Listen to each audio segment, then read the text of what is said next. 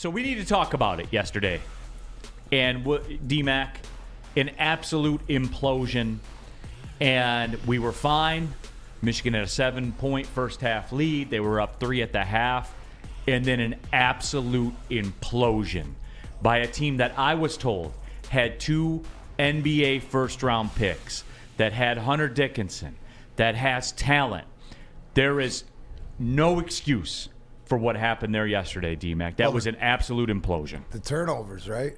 I mean, it was just can't take care of the ball. It was embarrassing, but wasn't that a culmination, that game, sort of the Michigan Wolverines basketball season?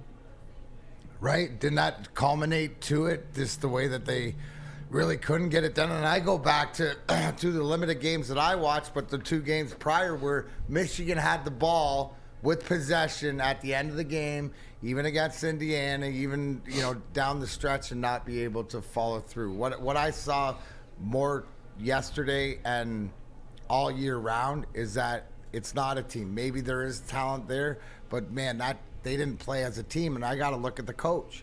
To Sam Flannel, when you made this get-right pick yesterday, and I said it, maybe they're winning the first half. Maybe they'll implode the second half so we could have a great show today, and Sam would be bitter. Because did he not call, if they lost, for Juwan Howard's head? Did he not say that? Yes. Did you not say that yesterday? Well, I did say that. And now, real quick, WoodwardSports.com chat thread. Answer 14. I've replayed Neil's dissection of Maz from Tuesday like 5 times. It was awesome. Paul Thomas says Michigan is dangerous in the NIT. So now we welcome to the main stage, and we give him his time, because he didn't even – yesterday was a different Sam Flannel in our little text thread. I was texting him directly because I saw some things yesterday that really guys, hold on. Really, Neil went parental off, got out of the chirps, got out of everything else, and sort of had to give the young Sam Flannel a little bit of education. You took him to school? Would you say you had class yesterday? No, with Sam Flannel? I laid out like the basketball stuff I saw. I'm trying to get guys. If there's a group thread right between everybody here, and then we have a Big D Energy thread where you can just imagine where that goes. So if it's preparation for today, so we know what we're talking about, and then we'll put funny things in, or we'll get the chirps back and forth. But when we go sidebar and rogue and go individual, it means like trying to make a point, but there's like an acumen. I will do this if there's something that Neil, I need to make a point with. Hey, did you see that? Watch that again in hockey or something like this. Or Neil say, well, why did he do that? And I'll say, oh, you saw that, eh? Like the little intricacies. Yeah. So you saw something behind the scenes that'll help in Sam's Michigan fandom, but obviously something was apparent to you. Yes, and here's the deal, and I'll set you up for this one, Sam Flannel, where what I saw was the formula for Michigan, right? Hunter Dickinson in the post, he was eating, he was going to work. Rutgers made an adjustment, and they pinched the post off. They pinched it down in the post. There was space in the corners. Michigan never took advantage. They never changed anything, Flannel, and it was rough to watch. And look, we laugh and we joke, and ha ha ha, the blue wall and all that kind of stuff. We joke. I felt bad for Michigan watching it yesterday. I did, for real. I felt bad for it. It was all. I likened it to when you drive by a car accident, like you can't not look. Yeah. Like you feel bad about it, but you can't not look. That's what it was like. They did nothing, Sam Flannel, to adjust. They just watched it evaporate in a game they had to have. So now I welcome to the main stage. He is Sam Flannel. Well, first off, I just have to give a nice little slow clap. Congratulations, Juwan Howard. You have now officially completed your process of burning down the program that John Beilein built from the ashes of the Tommy Amaker era. Yesterday, despite this season being a complete and utter failure in terms of the regular season and what their talent dictated that they should be and what they actually are, Michigan had a chance to make a little bit of a run in the Big Ten tournament and make the tournament, and hell, maybe win a couple of games, maybe go on one of those miracle runs. It happens all of the time. But instead, after being up by 3 at the half against Rutgers, a position where Michigan should feel very, very comfortable that they can close them out, they decided to play one of the worst halves of basketball I have ever seen on any court. I've seen better halves of offensive basketball in rec leagues. Michigan put up in the second half a number that almost sounds made up. It's too bad to be true. In the first 18 minutes and 56 seconds of the second half, in a game that they have to have, a season possibly salvaging win, Michigan put up a grand total of 1 field goal. 1. And I'm using this finger for effect. 1 field goal. Just an absolute embarrassment, a disaster. Their half-court offenses always look so disjointed. When Hunter Dickinson gets doubled, they can't adjust. And what Juwan Howard has done is take a program from 2013 to 2019, which was the most successful Big Ten program, both with success, getting to 2 national championship games, and as an NBA factory, having 8 first-round draft picks that John Beilein recruited and coached their entire career. That is a very significant number. 2 in 4 years becoming a underachieving but talented team that is going to miss the tournament in this crappy Big Ten when they're going to get 9 teams. Michigan is not one of them.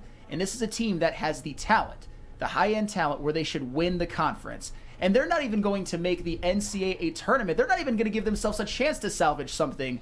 They're done. It's a disaster, and that is a fireable offense for Juwan Howard. I don't want to hear people giving him a pass. That is an absolute fireable offense, and I would have done it already if I were the Michigan AD. I hope it happens. I don't think it will, but he should be fired today. That was that big of a disaster this season. WoodwardSports.com chat thread. This I will not let slide. Ransom. I already said earlier, Michigan basketball is 8 freshmen, 3 sophomores, and 2 juniors. The inexperience showed up when leading in games. They can't close them out. No. Thank you. No. 2 NBA players and Hunter Dickinson. You do not get to play that card. Here's the other card that you do not get to play, the close loss card. I told you, people in the media, they ran that yesterday. They ran, they were in these fights and in these. No. They are what they are. They are you are what your record says you are, and in all those close losses, they had chances to win. I think I mentioned this either today or yesterday or earlier on the morning show. Michigan had 6 games in which at one point their win probability was 80% or higher, and lost 6 games in which that was the case. If you win maybe 2 or 3 of them, you're in, and this bad Rutgers loss is basically deemed irrelevant, and they would have had a higher seed in the Big Ten tournament. And like you said, Neil, I hate this whole idea that, they're young. 2 NBA first-round draft picks plus Hunter Dickinson in this game giving you 24 points and 7 rebounds on pretty good efficiency. You should be able to win this game, and you should be able to win the Big Ten, win this crappy Big Ten. As I've said, you may not believe me, just look at the numbers. They have the most high-end talent of any team in the Big Ten, and they're not even going to make the tournament. If you excuse this as a Michigan fan, then you're just a bad fan. Shame on you. It's pathetic, a disgrace of a season. This basketball program is less than mid. It's underachieving in mid. I'm devastated. I'm not going to lie. I'm a broken man. I now don't have a basketball program. But Sam, here's the question, right? Is it lack of talent? Because from what I hear from you guys and from what I was told and from what I've seen, it's no, because of the first round prospect and Hunter Dickinson back for his 5th year or whatever it's supposed to be. Is Juwan Howard in coaching? Excuse me. You brought up the fact that no adjustments. So to me, when you watch, there's no message being listened to. Like these kids are tuned out this program. Is that what I'm seeing here? Because to me, the glaring more issue sounds like it could more be the message being sent by Juwan Howard and the kids not listening. Or is it because if you're telling me it's not the 8 freshmen and 3 sophomores because they have enough talent, then why don't they make adjustments? Why are we in this continuation where they underachieve and they're sitting here like this? I don't think it's that players have tuned him out. His son's one of the players. Sure. You know what I'm saying? Like, it's not that players have tuned them out or anything that. So tuning out, and obviously maybe it's the wrong message. You want to know what I think plays a part in it? And this is real.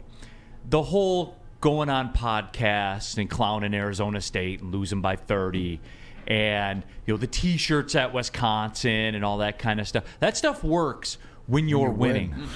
When you win, you get to do those kinds of things. Like, it is that simple sometimes.